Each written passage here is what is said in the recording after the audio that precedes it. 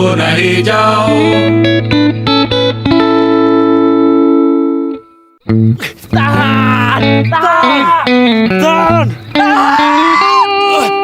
Tahan! Lama seperti pertemanan. Warna hijau. Tahan juga! Tahan! Lama seperti pertemanan.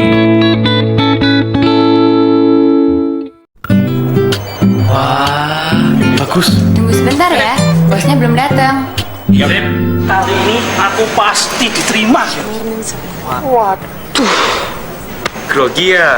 Katanya juga bahasa Inggris. Buktiin dong. Ya yes, kalau itu jangan di question lagi. I'm very good. Ya. Good morning, sir. Morning. Please come in. Yes. Are you Japanese? Yes, sir. Kok you know? Jawane kue Indile. Gimana? Sukses. Beres. Terbukti kan ngomong Inggris itu very easy, gampang. Hey, you are very, very good. Don't forget, kue mulai kerja Senin besok yuk. Injil, Pak. Apik. Pantes lancar satu tahun. Bendera merah, putihkan merahmu.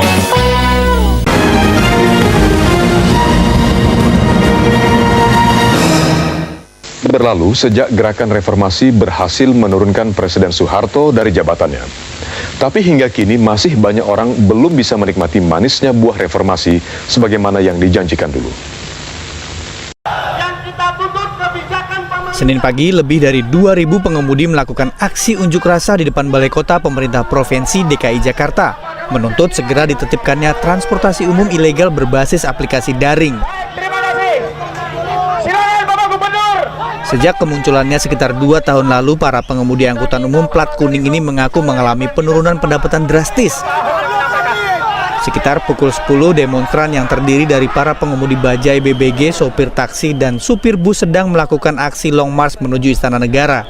Hal ini sempat membuat kemacetan di sepanjang Jalan Medan Merdeka Selatan, Jakarta Pusat. Di depan Istana Negara, para pengemudi kembali berorasi menuntut pemerintah pusat menanggapi tuntutan mereka.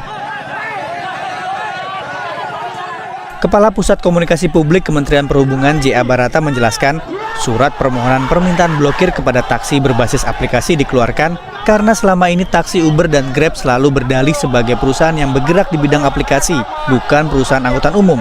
Barata menegaskan keberadaan taksi Uber dan Grab melanggar Undang-Undang Lalu Lintas Nomor 22 karena selama ini taksi Uber dan Grab selalu berdalih sebagai perusahaan yang bergerak di bidang aplikasi, bukan perusahaan angkutan umum.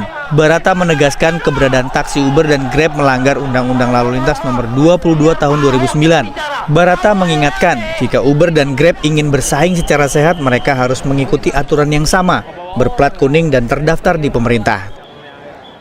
Menteri menyampaikan surat kepada Menteri Kominfo bahwa terkait dengan penggunaan aplikasi pemesanan pada Menteri Kominfo bahwa terkait dengan penggunaan aplikasi pemesanan taksi dan GrabCar ya Menteri Perhubungan mengajukan permohonan untuk pemblokiran terhadap aplikasinya. Kira-kira itu taksi dan GrabCar ya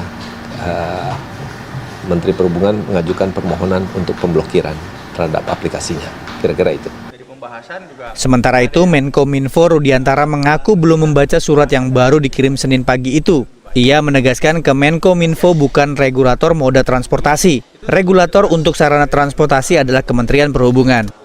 Regulasinya ya saya harus menghormati regulator di sektor. Itu Pak Jonan, kan saya sering bicara sama Pak Jonan, sering telepon-teleponan, saya juga datang ke kantornya. Jadi regulator di sektor itu Pak Jonan, kan saya sering bicara sama Pak Jonan, sering telepon-teleponan, saya juga datang ke kantornya. Ya kalau sektornya regulasi dari sektornya yang paling tahu ya regulatornya gitu loh. Kalau sektornya regulasi dari sektornya yang paling tahu ya regulatornya gitu loh. Rudiantara belum bisa memastikan tindak lanjut yang akan dilakukan atas rekomendasi Kemenhub tersebut. Tetapi pihaknya akan mengkaji soal data konsumen yang masuk dalam aplikasi itu. Tim Reportase. Pemirsa, motivasi bersumbangsi didasari keinginan melakukan lebih banyak lagi kebajikan dalam kehidupan ini. Meski kecil ukurannya, sebuah kontribusi sangat membantu menciptakan kehidupan yang lebih baik di masa kini maupun yang akan datang. Puluhan masa aksi solidaritas masyarakat anti korupsi Provinsi Gorontalo mendatangi Bank BTN cabang Gorontalo pada Kamis siang.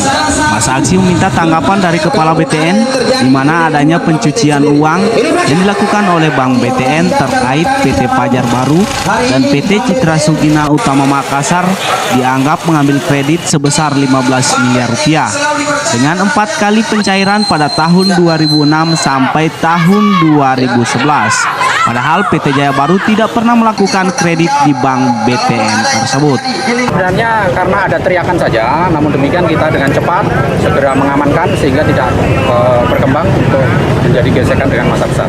Tuntutan yakni meminta Kepala BTN cabang Gorontalo turun dari jabatannya, meminta Kepala Bank BI cabang Gorontalo turun dari jabatannya karena dinilai tidak mampu menangani masalah ini. Dan masa aksi pun meminta Kepala BTN meminta maaf melalui media elektronik maupun cetak selama 1 minggu berturut-turut. Maupun Pemprov Jawa Timur. Agung Wibowo, kontributor Mojokerto, Jawa Timur. Sesaat lagi kita akan ikuti diskusi dengan Harun, seorang pedagang pecel lele yang sebelumnya bekerja sebagai pegawai perkebunan.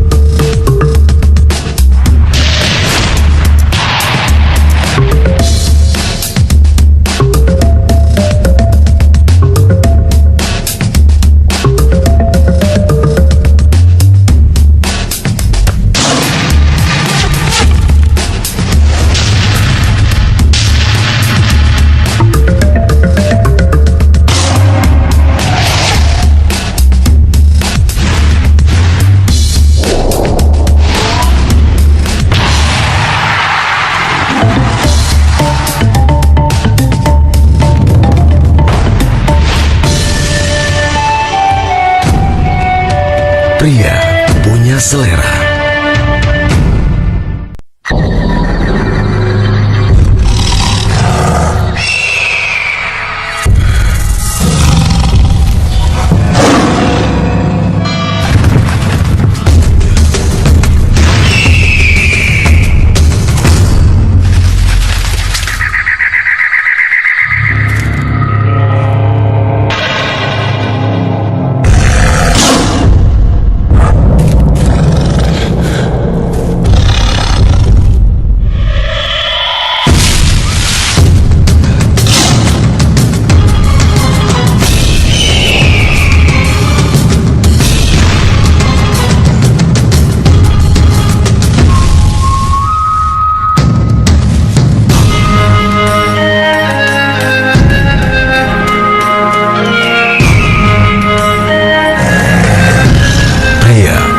Selera.